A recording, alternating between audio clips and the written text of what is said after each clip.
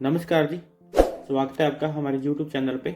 आज हम डिस्कस करेंगे डेबिट नोट की एंट्री और परचेज रिटर्न की एंट्री सॉफ्टवेयर के अंदर कैसे करनी है। स्पेशली बिलिंग सॉफ्टवेयर के अंदर डेबिट नोट आपको कब करना है, परचेज रिटर्न आपको कब करना है। यहाँ पे जो परचेज की एंट्री करने के बाद कई भाई माल वापस करते हैं या पैसे का लेन देन में थोड़ा डिफरेंस होता है, उस केस में हम एंट्री कैसे करेंगे। तो जैसे मान लीजिए मैं आपको एक एंट्री करके दिखाता हूँ। जैसे मैंने एक परचेज की एंट्री पे क्लिक किया, यहाँ पे एक परचेज की एंट्री करता हूँ।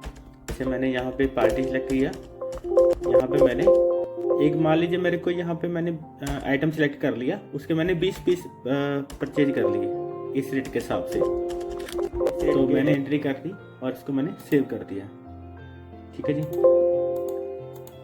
ओके। तो मैंने परचेज की एंट्री करने के बाद कि जो मैंने परचेज किया है माल, उस जो माल में थोड़ा रेट का डिफरेंस है। तो रेट के डिफरेंस को मैंने क्लियर करने के लिए क्या करना होता है, तो रेट के डिफरेंस को क्लियर करने के लिए डेबिट नोट करना होता है। परचेज रिटर्न आपको तब करना होता है जब आपके पास माल आता है और माल को खराब हो गया, या मान लीजिए कोई आपका माल बिक नहीं रहा, तो उस केस में आप क्या करेंगे, तो आप उसको परचेज रिटर्न की एंट्री करेंगे। परचेज रिटर्न की जब आप एंट्री करते हैं तो उसका इफेक्ट हमेशा स्टॉक पे पड़ता है। जब आप डेबिट नोट की एंट्री करते हैं तो उसका इफेक्ट हमेशा बैलेंस पे पड़ता है। ठीक है, जैसे मैंने ये परचेज किया, परचेज करने के बाद यहाँ पे आप स्टॉक रिपोर्ट पे जाएंगे। स्टॉक रिपोर्ट पे जाने के बाद आप यहाँ पे ओके करेंगे तो आपको पता चल जाएगा आपके पास जो आइटम परचेज किया पीस क्वांटिटी इन हो गया, तो उसकी वैल्यू होगी। वैल्यू के बाद उसका क्लोजिंग स्टॉक आपको यहाँ पे शो हो जाएगा। ठीक है जी, यहाँ में हम उसका लॉग बुक देखेंगे पार्टी का। जैसे मैंने यहाँ पे लेजर ओपन कर लिया, तो आप ध्यान से देखिए, मैंने इस बंदे से परचेज किया, इतने की अमाउंट बनी उसकी टोटल। ठीक है जी, इसके बाद मेरे को लगता है कि जो मैंने इससे माल लिया है वो थोड़े रेट उस भाई ने ज़्यादा लगा दिया, तो मैं उसकी एंट्री करूँगा डेबिट नोट में।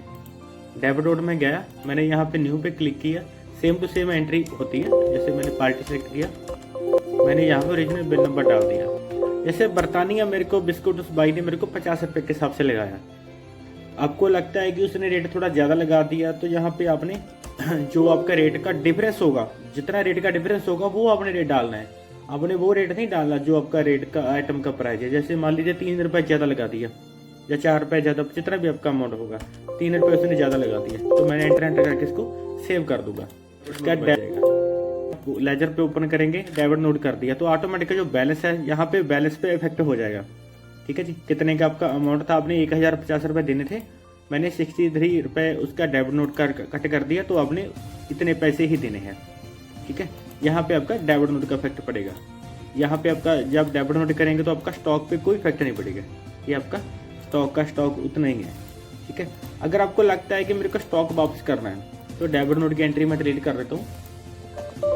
तो मैं क्या करूँगा, जैसे मैंने 20 पीस लिए थे, तो मैं यहाँ पे ट्रांजेक्शन पे जाऊँगा, यहाँ पे आपको परचेज रिटर्न कर देना है अगर आपने माल वापस करना है। तो मैं न्यू पे गया, एंटर किया, यहाँ पे क्वालिटी सिलेक्ट कर लिया, वहाँ पे ओरिजिनल बिल नंबर डाल देंगे अपना, जो ओरिजिनल बिल नंबर होगा, बिल की कौन सी तारीख थी वो आप यहाँ पे डाल देंगे। जैसे मैंने बरतानिया बिस्किट थे 20 पीस लिए थे, मान लीजिए मेरे को 7 पीस वापस करना है, एंटर करके जो आपका रेट होगा वो आप यहाँ पे डाल देंगे।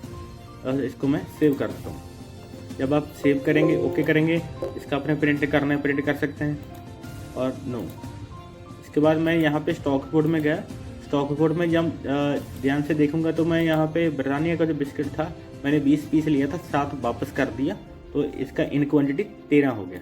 मैं इसको डबल क्लिक करूँगा और ओके करूँगा, तो आपको आइटम वाइज आपका स्टॉक पता चल जाएगा, आपने कितने पीस लिए थे, कितने आपने वापस कर दिए, जो यहाँ पे परचेज रिटर्न की एंट्री हो जाएगी। ठीक है जी, और इसके बाद यहाँ पे आप लेजर चेक करेंगे, लेजर में जाएंगे। लेजर पे जाने के बाद यहाँ पे आप ध्यान से देखेंगे तो यहाँ पे आपका स्टॉक, तो पहले आपका स्टॉक रिपोर्ट में कम हो गया, तो बैलेंस भी आपका यहाँ पे इफेक्ट पड़ गया, बैलेंस भी कम हो गया, आपका स्टॉक भी कम हो गया।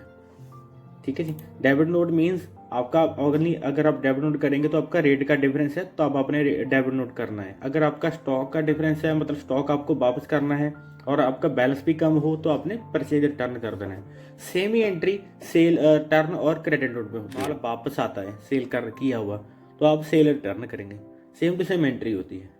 सिंपल मेथड है जी। Thank you.